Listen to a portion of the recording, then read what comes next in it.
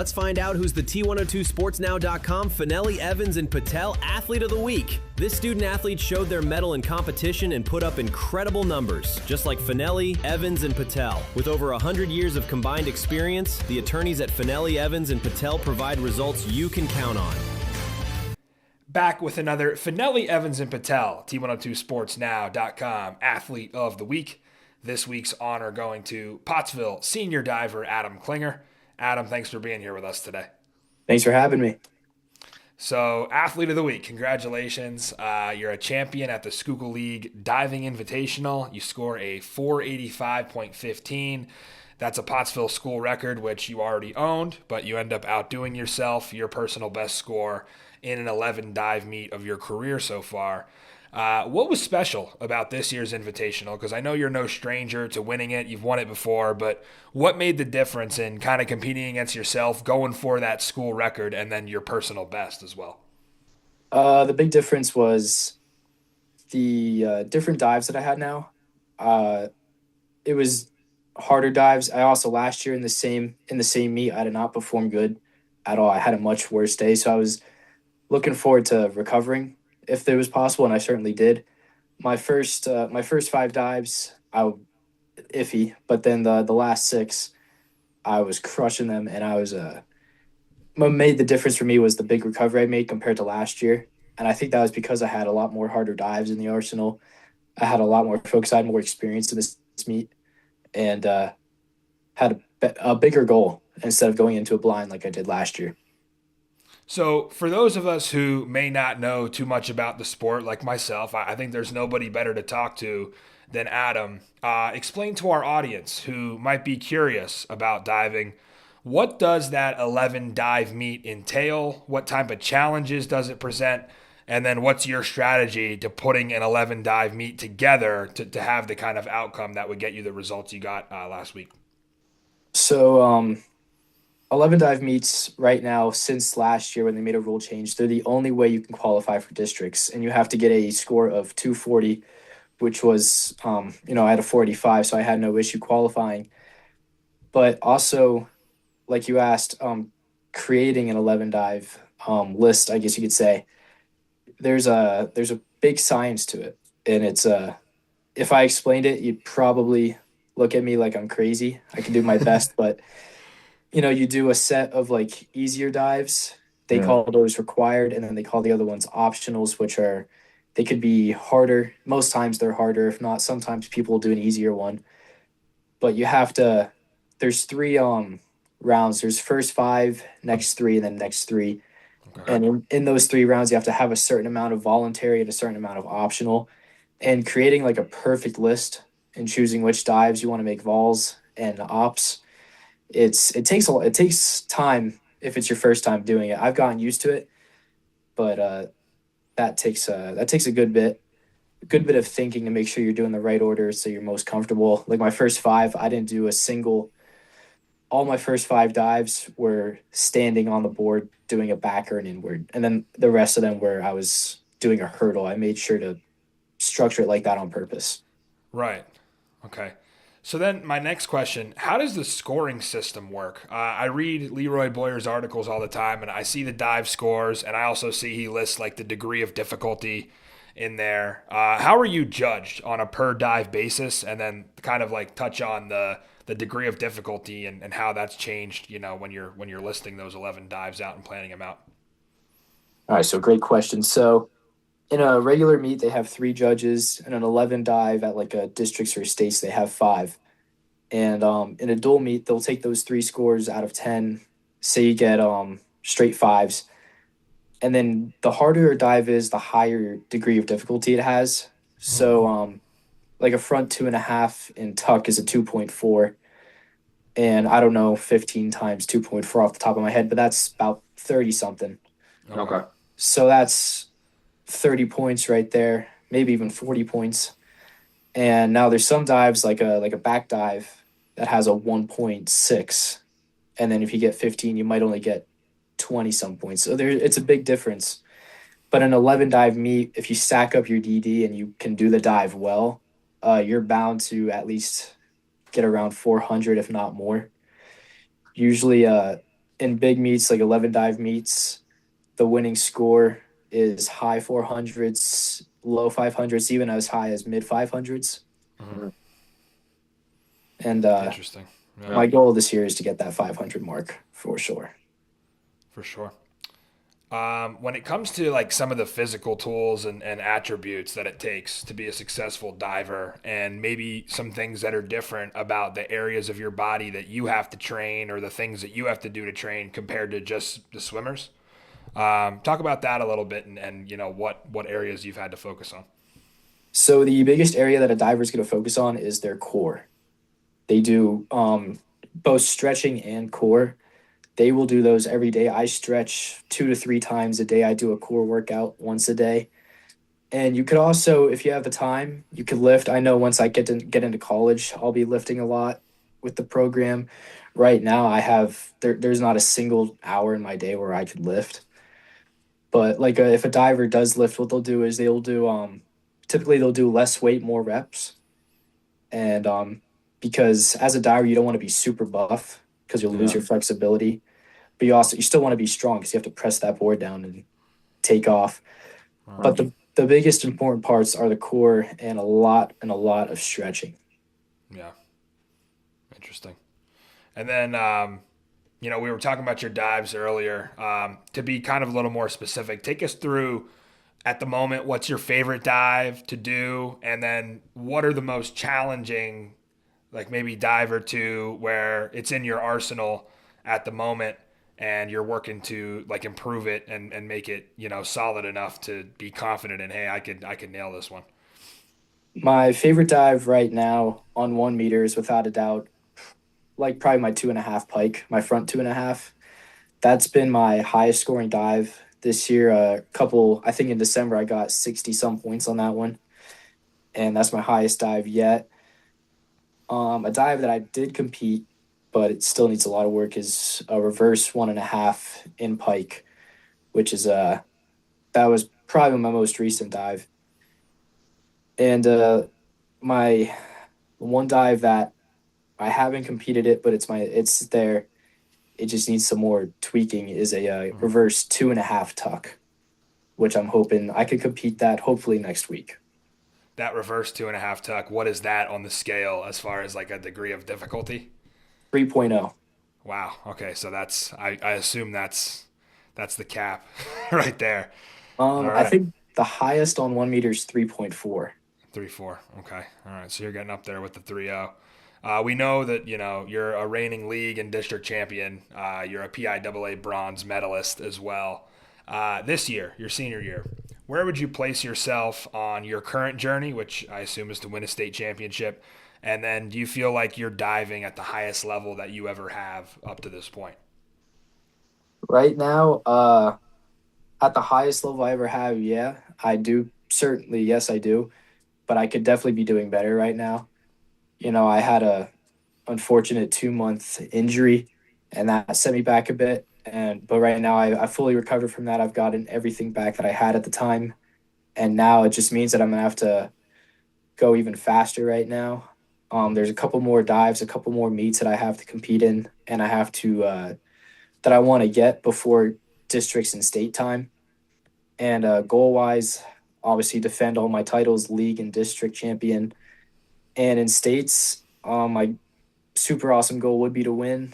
If that's not the case, if I can maintain third place or do better, if I could get second place, if I get second place, I'll be super happy. Also, of course, I'd love to win, and I'm gonna try my absolute hardest to. But if I can maintain third, I'll still be happy. Oh, absolutely. Yeah, lofty goals to strive for. You're our first diver to ever win Athlete of the Week. You won it last year as well. I have to ask for you, why diving instead of swimming? So my sister was a diver when she was in high school. She started her sophomore year. I was in sixth grade at the time, and I had no clue that diving was even a sport. I thought diving boards were just a thing that people jumped off at a pool because I used to, when Ivy side was open, I used to do front flips and back flips off that board. Yeah. And I didn't touch a board for years. And then my freshman year, my sister convinced me to try out, and I did. And at first, I did not like it at all. I was gonna quit, but then I stuck with it. I made the choice to stick it out for the season, and the next thing I knew, I was at states that year. and Wow. that made me stick with it. And then at the end of my sophomore year is when I decided that I wanted to do it in college. Interesting. Okay, so it was more of a passing the torch from your sister to you than it was, hey, like I kind of like swimming, so I want to dive. It was just straight diving the whole time through. Yeah, I cannot swim. I'm a terrible swimmer. So let's transition into your background as an athlete a little bit. Is there anything else? Do you play any other sports? Do you do anything else besides dive? Yeah, so for all my years of high school, I was on the golf team during the fall. My freshman year, I did play track. It was my only year ever doing track, and it didn't work out as well as I hoped. Yeah. And so I just put all the focus into dive. In middle school and elementary school, I played a lot of other sports: basketball, baseball, uh, soccer, a couple of those ones. But when I got to high school, it was just golf, dive, and 1 year track. And then growing up, you said elementary, middle school. What was your favorite before you went like full time and fell in love with diving? It was probably, I'd say, basketball, Yeah, especially in elementary school. That was my absolutely. favorite. And then in middle school, it kind of went to golf. And then my first 2 years of high school, it was golf. Yeah, And then I decided that dive was my thing. absolutely. So we talked about a lot of your present accomplishments, covered your background there as an athlete. I want to take a look into the future here for a second. So last month you signed with Seton Hall, going to continue your diving career in Division One at the college level in the Big East. I'm sure you've answered this, same question plenty of times already. But what sold you on becoming a pirate? All right. So the biggest thing that they showed me was when we were getting tour of the campus, the coaches, they were there with me the majority of the time. And the coaches, both the swim coach and the dive coach, they were super straight with me. They didn't beat around the bush. They saw me, they saw what I could do as a diver. They saw me in person and they said, "Here's our offer for you. We want you on this team." I met them same day they gave me that offer. It was a pretty tremendous offer, I must Yeah. say. And they also, the Big East takes really good care of their athletes. I mean, every college will have programs dedicated to their athletes, but the Big East really takes it to another level, or Seton Hall does at least.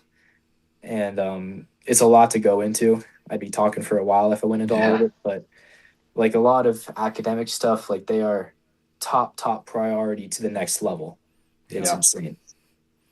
Yeah, and you're not too far from home. You're right outside the Big Apple there, so that'll be a blast in your free time having, one of the greatest cities in the country right next door. Academic wise, what are you kind of interested in? Do you have a specific major that you plan on taking up? Obviously, Seton Hall is a great academic college as well. Yeah, right now I think I'm kind of set up on chemistry. Hmm. If that doesn't work out, I've taken enough accounting classes in school that I could switch to accounting, and those are my top two for sure. Right now, a third would probably be video production. Oh, nice. That's a fun one. Yeah. I'm in that right now during in school for a couple Right. classes. I'm doing that for years. Awesome. So, kind of last serious question here. I'm football, basketball centered. I have a different kind of brain. I have very limited knowledge of diving, but learning a lot here just from this interview from you. One thing I do know is that obviously this sport has the opportunity for Olympic competition, which I know is probably the least of your worries right now because you've got districts and states and you've got all these goals you want to meet your senior year. But if you could at least kind of tell us and inform our audience, what is the path to something like that in diving? And then do you think you love the sport enough to see yourself one day trying to compete at that level? It would take a lot of dedication and work to Yeah. make it to the Olympics. It's really competitive up in that level. Hmm. If I'm going to be quite honest, I don't know if I would ever make it to that level. Hmm. It doesn't mean that if I knew I had the chance, I wouldn't absolutely go for it. But that the Olympic level of divers up there is a true beyond level of Hmm. divers. Like a bottom of the barrel Olympian is like a top tippy top of the tower in any other Right. college. And it would take, I think, in the imaginary situation that I did make it to the Olympics, I think I'd probably be the quickest to ever make it to the Olympics. I think Yeah. Mark Lindsay made it in 6.5 years of diving. Wow. And then every other Olympian diving wise was always diving way longer than that. So they're starting at a very young age, and it's committed from the beginning from this kind of thing. Yeah. Most of them start anywhere between 5 to 9 years old. Wow. Yeah, and that's kind of what I want. Like, I wouldn't be asking you the question if I didn't think, what are the tiers here of diving? And it's crazy that, someone who was on a podium in PIAA state, that it would be the 0.0001% of divers. When you watch the Olympics and, you look into that kind of stuff, is there any certain things that you're looking to model to kind of put into your arsenal or put into your game when it comes to Olympic divers, or is it not necessarily something that you get to watch a lot of because you're kind of focused on your own thing? I watch a lot of reruns of the Olympics. I always watch every diver I watch their form, because diving it's all basics. You could watch a slow motion. I watched the Olympics in slow motion, and all I did was just look at their movements, look at their arm movements on this specific dive, maybe a dive that I do, or a dive similar to that, and I just watch for an hour maybe, and I just watch in slow motion. I just observe everything. I've been coached by 2 Olympic coaches before. They've taught me the same things of just watching videos over and over again in slow motion, maybe looking at pictures. And from that, I kind of just do the same exact thing as them. Yeah. A lot of people think of diving and, they think of that Olympic, like everybody watches it when it's in the Olympics, right? It becomes one of the most electric events there is there. And then you get to the kind of the high school and college level, and it does get overlooked a little bit. So hopefully some of that hype will come down into the college and the high school ranks as well. I know around here, obviously, having Coach Hanford back and everything has done a lot for diving, and, having, a couple great pools around the area as well has helped us. So hopefully you can carry the torch for the Schuylkill League into the district and state championships again. Want to have a little bit of fun, Adam, before you get out of here. Let's do some this or that. This is Schuylkill County edition. We ask these questions to everybody. We'll start it off. Trucks or Jeeps? I'm going to go with the truck. All right. Bonfires or block parties? I think it depends on the time of year. Let's say summer. Probably, there's only a couple block parties a year, but I guess you could go with a block party. Yeah, you got some good ones in the Pottsville area. Hunting or fishing? Hunting, for sure. Okay. And then if you're grabbing a slice of pizza, Roma or Pottsville Pizzeria? Roma, without a doubt. That is Adam Klinger, our T102sportsnow.com athlete of the week. Adam, congratulations on your accomplishments thus far. Really looking forward to covering the stretch run here. I know Leroy's always excited to go to Bucknell and take in that meet. And it's kind of cool, to see all the divers in the state get together and Leroy have a front seat to that. So we'll certainly be covering that. Best of luck to you, and thanks for joining us today. Thanks for having me. Have a great day. Check us out next Wednesday for another T102sportsnow.com Fanelli, Evans, and Patel Athlete of the Week. At Fanelli, Evans, and Patel, get the best when faced with the worst.